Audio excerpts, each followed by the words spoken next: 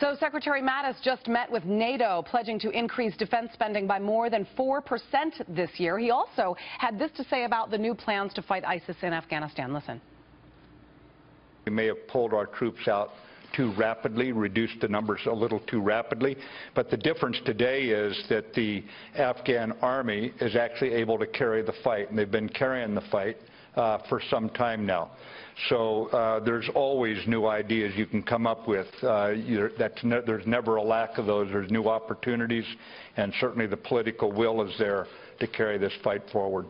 All right, we have a lot to get through. Very short period of time here with Pete Hegseth. He is a Fox News Channel contributor. Okay, so basically the NATO chief, Jens Stoltenberg, basically saying that pressure from POTUS is increasing regarding defense spending. But we need our European allies to get on board as well. Well, we need them to be on board. They haven't been. This is a big win for President Trump, who put the pressure where he should on allies who haven't been paying up and ponying up the way they should for this key alliance. It was also an alliance adrift. What is it standing for and standing against? In this particular case, he's reoriented the fight toward radical Islamic terrorism, which that continent has not taken seriously, and they haven't invested in fights on foreign soil like Iraq and Afghanistan sufficiently to defeat the enemy where it lives. So he's revived this alliance. So those that say he doesn't care about it, he cares more than those who let it drift and not be relevant. I think that the media needs to care more about what has happened overseas.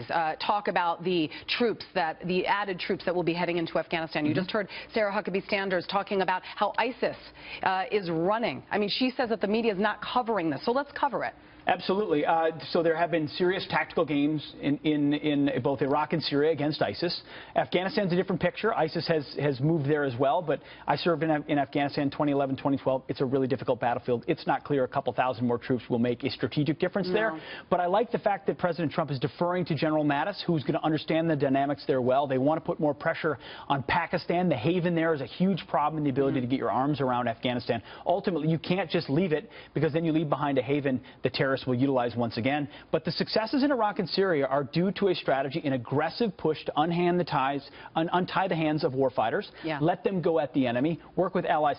But what happens after we take Mosul and Raqqa is the most important. What happens with Russia, Bashar al-Assad, in Iran? They want a foothold in that region. Strategically, we can't allow them to do so. And I know this team is one of the best national security teams we've ever seen in the West Wing. They're focused on making sure that they win not just the conflict tactically, but the strategic outcome as well. Tactic is all about it. And, you know, Syria, you talk about Syria and the White House making that warning against the Assad regime. Mattis coming out and said they didn't do it, regarding, you know, the potential of them launching another chemical weapon against his own people.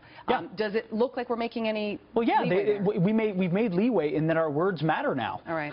Enemies and allies trust that when America says we're going to do something, we will. It's about time that happens, and this White House has restored that. Yeah, and that's something nobody is talking about. So you know what? For the record, we talked about it today. we actually talked about some news today. And good developments this White House has brought to the world, making it more stable, which is what we need. I'd like to focus more on that. You got it. Truly. All right. Pete Thanks, Julie. Thank you very much for coming in today.